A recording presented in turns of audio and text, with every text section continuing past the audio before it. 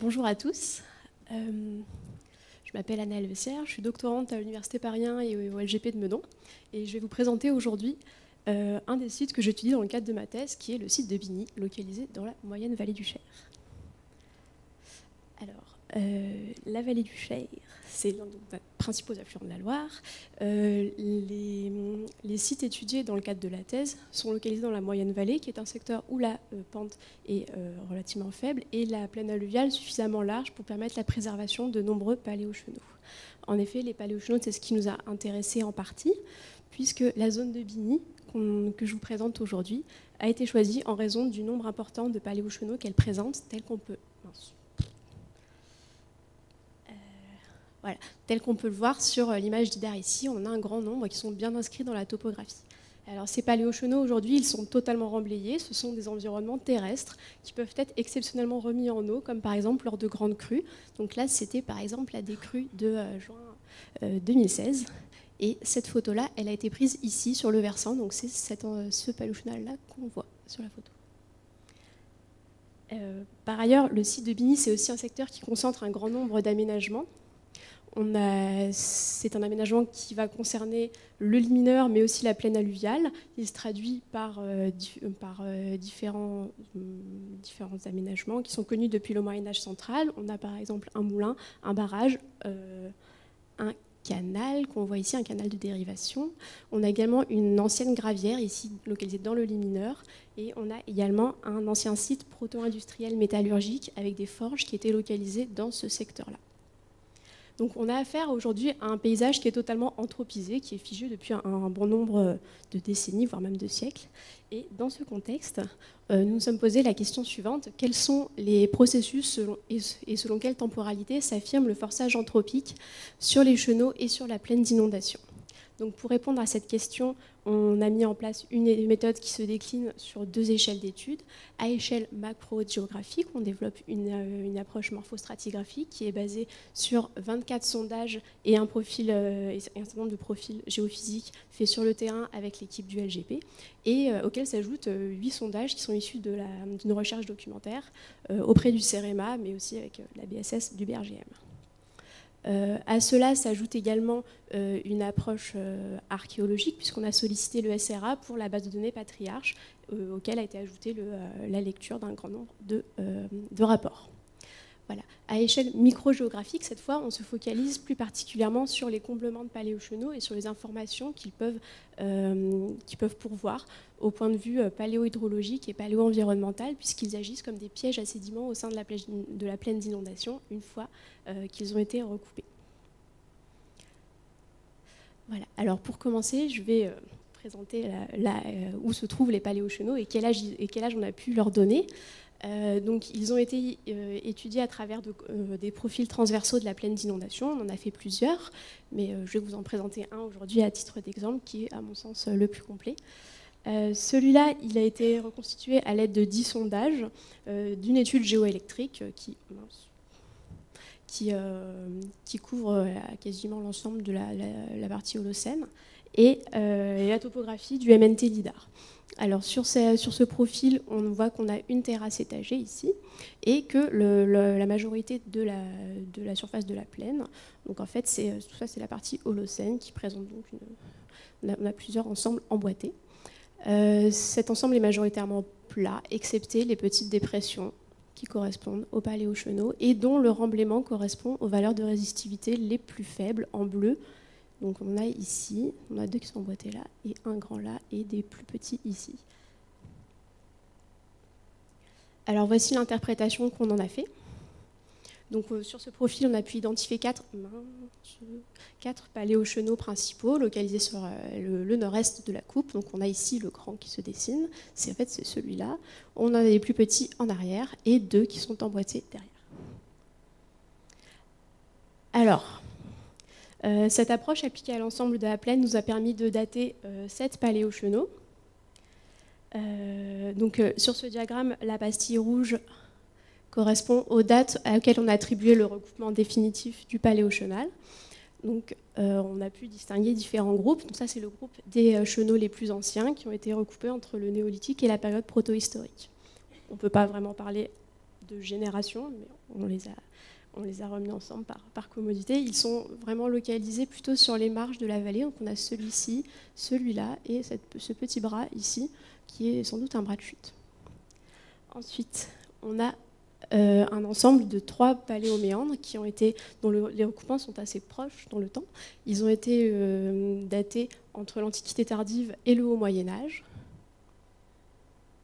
Et un petit dernier, qui est en fait le seul paléoméandre daté en rive gauche et qui a été abandonné entre le XIe et le XIIIe siècle. Alors, maintenant qu'on a vu un peu l'ensemble paléo-hydrographique de la vallée, je vous propose de focaliser un peu sur le remblaiement des paléochenaux et les informations qu'ils ont pu nous donner au plan paléo-environnemental. Donc, on a réalisé un grand nombre de carottes et celle-ci, la carotte RD12, qui provient du petit bras de chute dont je parlais tout à l'heure, a donné plutôt de bons résultats. Donc, la base de la séquence a été datée avec un bois. Aux environs de 6000 kbp, ce qui correspond à peu près au néolithique moyen. Cependant, les données palynologiques dénotent plutôt un environnement caractéristique du subatlantique. Donc il est possible que notre date à 6000 BP soit en réalité le fait d'un remaniement, ce qui est tout à fait possible dans un environnement dynamique tel que celui-ci. Alors une fois cette ambiguïté à la base levée, puisqu'en plus on remarque que la majorité des dépôts se produisent au cours de la période de l'âge du fer et de la période historique, on peut distinguer 3 ensembles principaux. Alors, à la base, les unités 6 et 7 correspondent à des processus, correspondent à un environnement dynamique régi par des processus fluviaux. Les influx sableux, ici en vert, voilà, dénotent une connexion par intermittence avec le chenal principal. Donc, donc ce bras de chute est connecté de façon intermittente lors des crues qui génèrent des transports en suspension gradée. La palynologie montre que l'environnement est globalement forestier, mais que les taxons d'anthropisation sont présents dès la base de la carotte. Une étude réalisée sur les macrocharbons à proximité montre que les premiers feux d'origine anthropique interviennent beaucoup plus tôt, a priori dès le néolithique final. Ensuite, le second ensemble correspond à l'âge du fer. Le bras de chute à ce moment-là est complètement déconnecté, il ne reçoit plus que des limons et des argiles en suspension uniforme déposés lors de crues débordantes.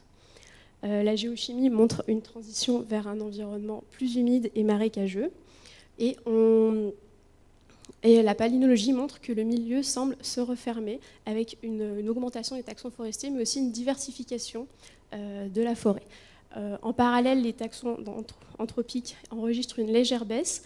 Et ce faciès palynologique pourrait peut-être être lié plus à un changement d'environnement de dépôt qui enregistrait un signal plus local, plutôt qu'un signal régional dû à des apports par le fleuve.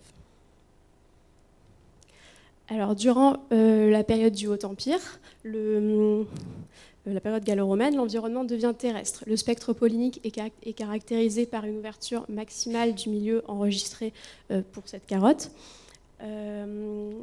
Les pratiques agropastorales sont sans doute les causes de cette ouverture du milieu. Cependant, l'aulnais, c'est-à-dire la ripisylve dans ce milieu, ne semble pas vraiment impacté par ces sociétés. Donc c'est plutôt les milieux drainés qui vont être impactés par l'ouverture. Pendant l'époque médiévale, l'alluvionnement se poursuit et on distingue un pic de plomb par rapport aux éléments détritiques qui pourrait être le signal d'une pollution d'origine anthropique. On connaît une activité métallurgique dans ce secteur, mais elle est cependant beaucoup plus... elle est attestée dès le XVIIe siècle, or ici on serait plutôt au XIe, XIIIe siècle. Alors, toutes ces informations ont été compilées pour fournir une reconstruction paléogéographique des paysages, auxquels ont été ajoutés les sites et indices de sites archéologiques sur la zone. Alors, à partir de cette étude, 3 temporalités ont pu être dégagées. Une première qui correspond à la période néolithique et protohistorique. Durant cette période, la mise en place des paléochenaux est le fait de processus inhérents au système à méandres, avec développement des sinuosités puis recoupement. Les sociétés, l'impact des sociétés est perceptible à travers, comme je le disais tout à l'heure, les feux d'origine anthropique enregistrés par une étude non loin de ce site d'études. Et en témoigne également une trace d'enclos qui aurait été repérée en prospection aérienne et qui aurait été attribuée au néolithique. Et alors, il est localisé sur les bords de chenaux actifs au néolithique final et à l'âge du bronze. Donc, ce qui montre que l'environnement pouvait être occupé par les sociétés à cette période-là. Voilà, donc on est sur une période où les contrôles sont majoritairement d'origine hydrologique et la pression anthropique peut être ressentie par moments, mais de façon discontinue et de façon assez discrète. Ensuite, au cours de la période historique, et notamment au cours de la période médiévale, les indices de sites d'habitat au sein de la plaine d'inondation se multiplient et ils sont concomitants des recoupements de nombreux paléochenaux qui se suivent de façon très proche dans le temps, ce qui me démontre une mobilité latérale importante de la rivière qui se poursuit durant le Haut Moyen-Âge et une période à laquelle on n'enregistre plus de traces de sites dans ce secteur. À partir du Moyen-Âge central, alors le Moyen-Âge central est intéressant puisque c'est à partir de cette période-là que se mettent en place les aménagements hydrauliques qui vont progressivement inhiber les processus de migration latérale des chenaux. L'aménagement le plus ancien, c'est un moulin qui est daté du XIe, XIIIe siècle et qui est localisé ici et qui est contemporain du recoupement a priori du dernier méandre daté qui est celui-ci. Voilà. À la période moderne, cet aménagement se poursuit avec la mise en place du barrage de Bigny et du canal de dérivation qui vont affecter la capacité morphogénique de la rivière, avec ensuite, à partir du XVIIe siècle, la mise en place des forges dans ce secteur qui sont à l'origine du déversement d'un grand nombre de scories dans le lit mineur. Alors en conclusion, 3 temporalités se dégagent au regard des relations société et milieu fluvial qui montrent la complexité d'une histoire non linéaire composée de différents seuils. Et un seuil important est franchi entre le Moyen-Âge central et la période moderne, période pendant laquelle l'affirmation du forçage anthropique qui devient le contrôle majeur de la morphologie, impactant, comme nous l'avons vu, la mobilité des formes en plante de la rivière et la sinuosité, puisque aujourd'hui, le tracé de la rivière est quasiment rectiligne, alors qu'on avait de belles courbes auparavant. Voilà, je vous remercie de votre attention.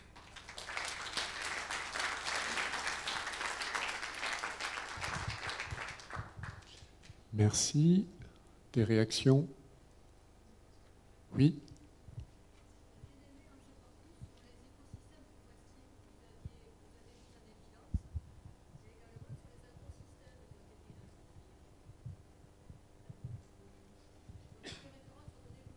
Oui, d'accord.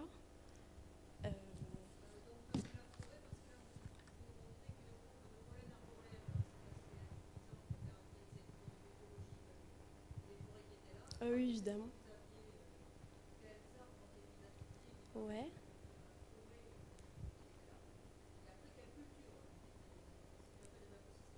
D'accord. Alors, des arbres de mémoire, on a essentiellement...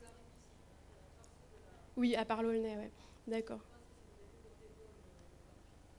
Oui, bah, surtout en secteur, proche de la secteur humide. Bah, c'est essentiellement une forêt de chênes et de hêtres. Voilà. De hêtres qui disparaît au fur et à mesure. Pendant la période humide identifiée, on a des bouleaux qui réapparaissent. Voilà, c'était à ça que je faisais référence en parlant de diversification des taxons. Voilà.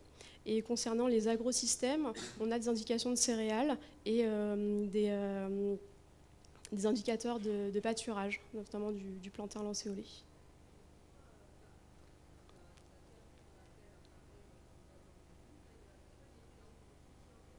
Et non.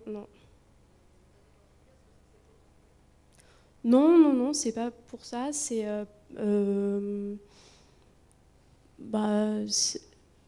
Alors déjà, on a fait la base de la carotte puisque c'était celle qui était le plus susceptible d'avoir conservé les pollens. Ensuite, on a fait d'autres études sur d'autres carottes, mais qui se sont montrées stériles. Donc voilà, en fait, on a fait le choix d'essayer d'avoir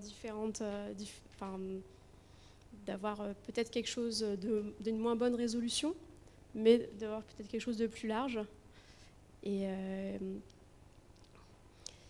d'avoir plusieurs périodes, puisque l'autre carotte qu'on avait voulu faire en palynologie était tardiglaciaire cette fois. Donc pour avoir un peu de période, mais bon, voilà, elle s'est montrée, pas de chance, elle s'est montrée stérile.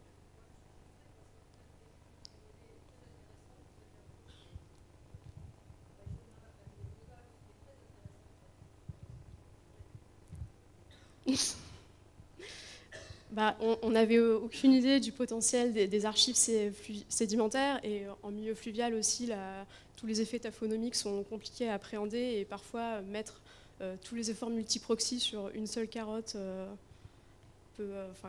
c'est une stratégie voilà, on aurait pu faire autrement. C'était comme ça. Après la mise en place des aménagements et la simplification du tracé là, oui. que vous montrez dans la période actuelle ou subactuelle, on va dire, est-ce que vous voyez une incision du Cher? Est-ce que c'est important? Et quelles conséquences ça a justement sur le colmatage ou le comblement pardon, des bras morts? Alors, l'incision Alors le Cher, visiblement, il est dans son tracé actuel, peut-être, en tout cas pour la partie amont, depuis le 11e, 13e siècle. Pour la partie aval, c'est un peu plus délicat à cerner, mais bon, vu l'espace de liberté qu'il avait par rapport aux chenaux recoupés au 8e siècle, bon, on a fort à parier qu'il ait eu ce profil-là assez tôt. Concernant l'incision du lit mineur, elle a été étudiée par un de nos collègues, Thomas Després, qui montre en fait qu'on a une incision, mais très récente, plutôt sur le XXe siècle, et qui est essentiellement due aux extractions de granulats dans le lit mineur, dont on a un exemple sur cette zone d'étude. On a plusieurs tronçons qui ont été étudiés en amont vers Montluçon, celui-ci à Bigny et plus en aval vers Vierzon, et il se trouve que celui-ci vers Bigny est celui qui montre les plus forts taux d'incision. Et alors quelles sont les conséquences? On a un secteur, on a peu de recul a priori, mais un secteur qui a priori déborde moins par rapport à ceux qui sont plus en aval. Et par rapport au comblement des paléochenaux, les dates les plus récentes qu'on ait pu effectuer sont vraiment la fin du Moyen-Âge. Donc je ne peux pas vraiment faire de corrélation entre les deux, mais c'est les informations qu'on a actuellement. Oui, j'avais une petite remarque à faire sur l'acceptation ou non de dates radiocarbone sur des séquences stratifiées comme ça. On ne sait pas si finalement vous l'acceptez ou pas, cette date à 6000 néo-moyen, parce que dans les successions paléogéographiques, je crois qu'elle y est. Mais voilà, en domaine fluvial, oui, il y a du déstockage permanent. Moi, après près de 200 dates radiocarbone sur les mêmes contextes fluviaux, sur le Rhin, le Rhône, la Vistule, la Tissa, on jette quasiment 20% des dates. Il ne faut pas hésiter quand ça sort complètement du modèle d'âge. Et quand la Palino, en plus, nous dit qu'on est dans le subatlantique et pas dans l'Holocène moyen. Voilà. Petite remarque, on passe. Allez, dernière question, oui.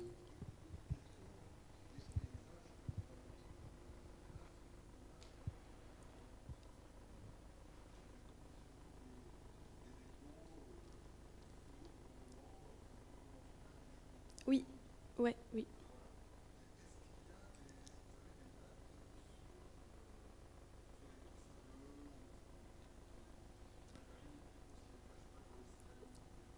Alors,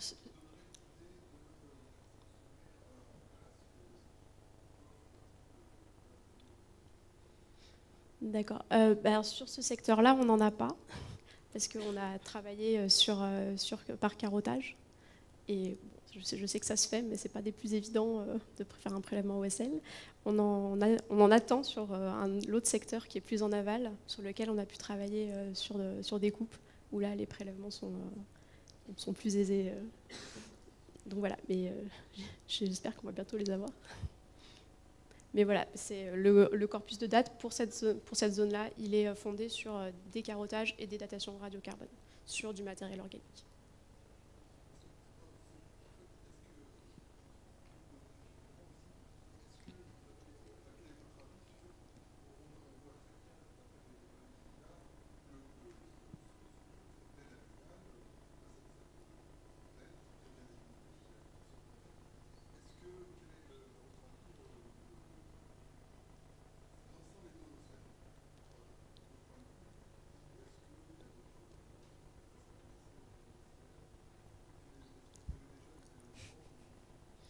Alors, je ne l'ai pas développé parce qu'on n'a pas eu trop le temps, mais on a un petit niveau de terrasse étagée qui apparaît sur...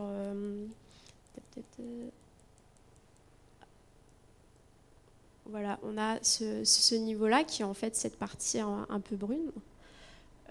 Alors ça, on n'a pas d'éléments datés dedans, à part des petites coquilles qui sont quaternaires. Voilà, donc, parce que c'est un ensemble un peu limono-calcaire, donc la question s'est posée, est-ce que c'est les calcaires lacustres du Berry en place? Ça ressemble plutôt à un fort colluvionnement. Par ailleurs, je ne l'ai pas noté ici, mais on a une boucle qui apparaît ici aussi, qui pourrait être associé à ce niveau-là. Alors, tout ce qu'on peut dire, c'est qu'il est antérieur à ce qu'on a pu dater. Donc, et puis, vu son aspect, oui, il m'inspirerait bien le tardiglaciaire ou le Drias récent. Après, concernant la partie centrale de la plaine, comme on s'est focalisé sur une démarche par carottage, il est possible qu'on ait peut-être à la base quelque chose de plus ancien. C'est quelque chose que j'exclus pas, dans lequel seraient emboîtés les paléochenaux et l'anapolocène. Voilà, c'est quelque chose que j'exclus pas, mais pour lesquels j'ai pas d'infos. Il nous faut